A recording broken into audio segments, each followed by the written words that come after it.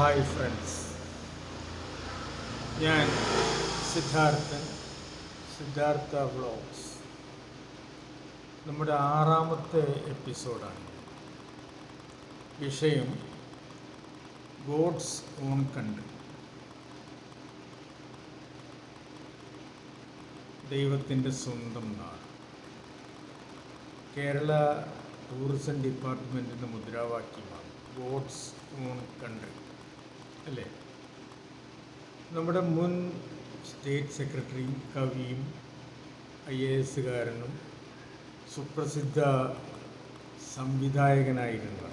Cinema സംവിധായകനായിരുന്ന കൃഷ്ണൻ നായരുടെ മകനുമായ ജയകുമാർ സാറാണ് ഈ ക്യാപ്ഷൻ ഇട്ട ഗോഡ്സ് ഓൺ കൺട്രി. ഈ ഗോഡ്സ് ഓൺ കൺട്രി എന്നുള്ള പേരിടാൻ കാരണം എന്തായിരിക്കും? നമ്മളൊക്കെ കരുതുന്നത് പ്രകൃതി രമണീയമായ ഭൂപ്രദേശമുള്ള സ്ഥലമാണ് കേരളം, അതുകൊണ്ടായിരിക്കും, അല്ലേ? മൊത്തം നമ്മുടെ ഭൂവിസ്തൃതിയുടെ 20% മാത്രമാണ് വാസയോഗ്യമായിട്ടുള്ള സ്ഥലം. ബാക്കിയെല്ലാം തീരദേശവും മല, കാട്, 42 നദികൾ ഒഴുകുന്നുണ്ട് നമ്മുടെ നാട്ടിലൂടെ. അതുപോലെ 82 ഡാമുകൾ. പ്രകൃതി രമണീയമായിരിക്കും, അല്ലേ? ഒരു സംസ്ഥാനത്ത് തന്നെ പലതരം കാലാവസ്ഥയാണ്. ഇപ്പോൾ വയനാട്, മൂന്നാർ പോലെയുള്ള സ്ഥലങ്ങളിൽ കാലാവസ്ഥയ്ക്ക് മാറ്റമുണ്ട്. ബാക്കി സ്ഥലങ്ങളെല്ലാം ആവറേജ് നമ്മുടെ ടെമ്പറേച്ചറുള്ള സ്ഥലം, ഏകദേശം ഒരു 37 ഡിഗ്രി വരെ ടെമ്പറേച്ചർ വരുന്ന ഒരു ഭൂപ്രദേശമാണ് നമ്മുടെ.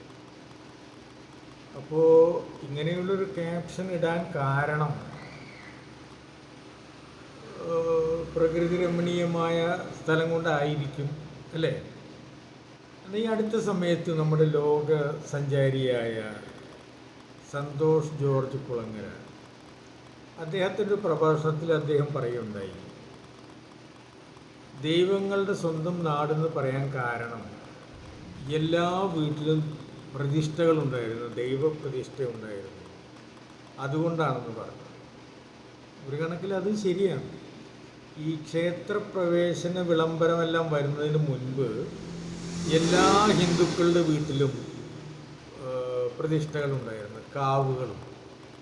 പ്രതിഷ്ഠ എന്ന് പറയുമ്പോൾ കൃഷ്ണൻ രാമനൊന്നുമല്ല, അവരുടേതായ ഒരു ആരാധനാമൂർത്തി എല്ലാ വീടുകളിലും ഉണ്ടായിരുന്നു. എൻ്റെ വീട്ടിലും ഉണ്ടായിരുന്നു.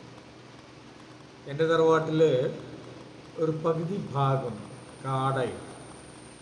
അപ്പോൾ കുട്ടിക്കാലത്ത് കാടിലൂടെ നുഴഞ്ഞു കയറി ചെന്നാൽ അവിടെ മൂർത്തികളുടെ ബിംബങ്ങൾ, അതേപോലെ തന്നെ നാഗരൂപങ്ങൾ, തൊപ്പിക്കുട വട്ടത്തിലൊരു കിണറും ഉണ്ടായിരുന്നു.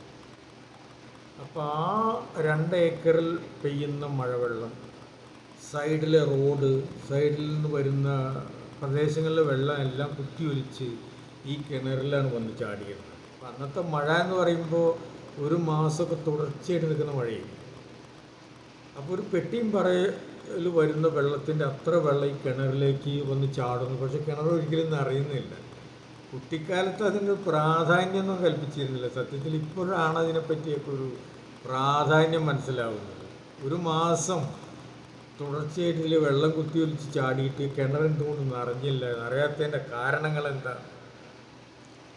പിന്നീട് ഈ ക്ഷേത്രപ്രവേശനമൊക്കെ കിട്ടിക്കഴിഞ്ഞപ്പോഴേ എല്ലാവരും രാമനും കൃഷ്ണനും ഒക്കെ കാണാൻ വേണ്ടി അമ്പലത്തിൽ പോയി ഇതെല്ലാം ഉപേക്ഷിച്ചു, ജീർണിച്ച് എല്ലാം നശിച്ചു പോയി.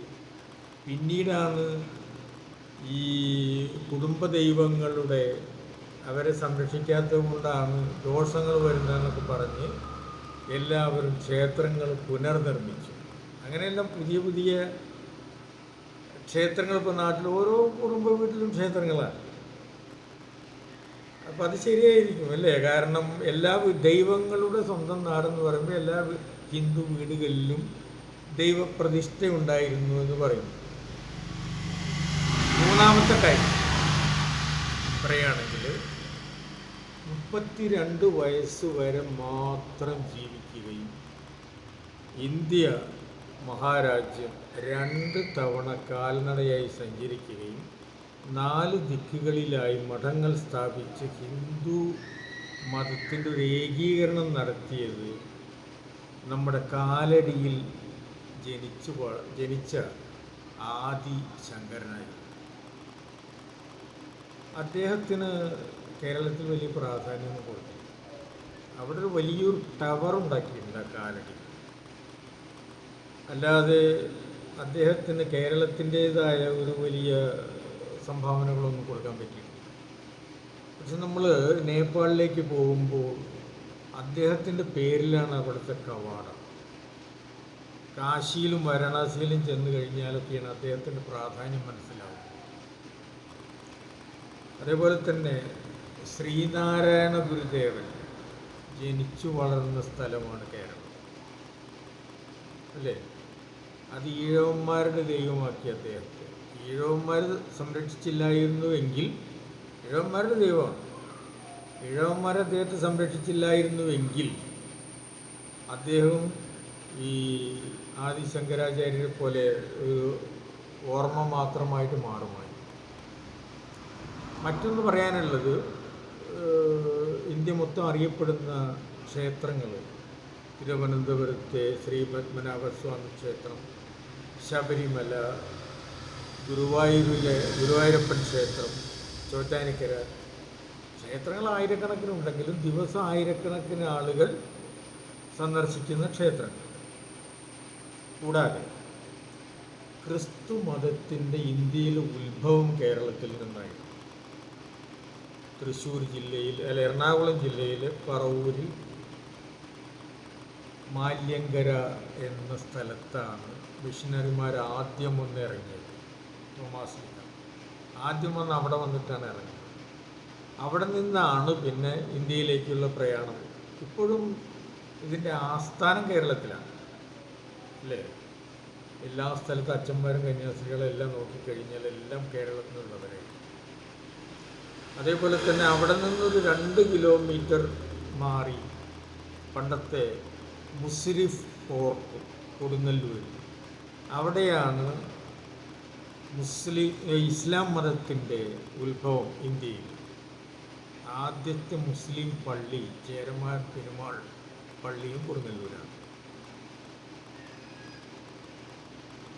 13 അറബികളും ഒരു അറബി സ്ത്രീയും കൂടി അവിടെ വരികയും രാജാവ് അതിനു വേണ്ടി സൗകര്യങ്ങളെല്ലാം ചെയ്തു കൊടുക്കുകയും അവിടെ തന്നെ കൊടുങ്ങല്ലൂർ ദേവീക്ഷേത്രം ഉണ്ടാക്കാനായി വെച്ച എല്ലാ സാമഗ്രികളും അവർക്ക് കൊടുക്കുകയും പിന്നെ വിവാഹം കഴിക്കണമെന്ന് പറഞ്ഞ് നാട്ടിലെ സ്ത്രീകളെ വിവാഹം കഴിക്കുവാനുള്ള ഏർപ്പാടുകൾ ചെയ്തു കൊടുത്ത എല്ലാം രാജാവാണെന്നാണ് പറഞ്ഞു കേൾക്കുന്നത്. അപ്പം അതുകൊണ്ടായിരിക്കും ചിലപ്പോൾ ദൈവത്തിൻ്റെ സ്വന്തം നാടെന്ന് പറയുന്നത്. ഇത്തരം കാരണങ്ങളൊക്കെ ഉണ്ട്. ഏതായാലും ഇതിന് അദ്ദേഹം മറ്റ് സ്ത്രീകരണങ്ങളൊന്നും നൽകിയിട്ടില്ല കേട്ടോ. കാരണം ദൈവത്തിൻ്റെ സ്വന്തം നാടെന്താണെന്ന് പറയാനുള്ള കാരണം. ഇതിൻ്റെ കമാൻഡ് നിങ്ങൾ കമൻറ്റ് ചെയ്യും, എന്താണ് ഇതിൻ്റെ കാരണം. ഈ ദൈവത്തിൻ്റെ സ്വന്തം നാടെന്ന് പറയാനുള്ള ഈ ക്യാപ്ഷൻ എങ്ങനെ വന്നു എന്നതിനെപ്പറ്റി ഒരു കമൻ്റ് ഇടുക എല്ലാവരും. ഓക്കെ, ഇന്നത്തെ എപ്പിസോഡ് ഇവിടെ അവസാനിക്കുന്നു. പുതിയൊരു എപ്പിസോഡുമായിട്ട് അടുത്ത ആഴ്ച വരാം. നന്ദി, നമസ്കാരം.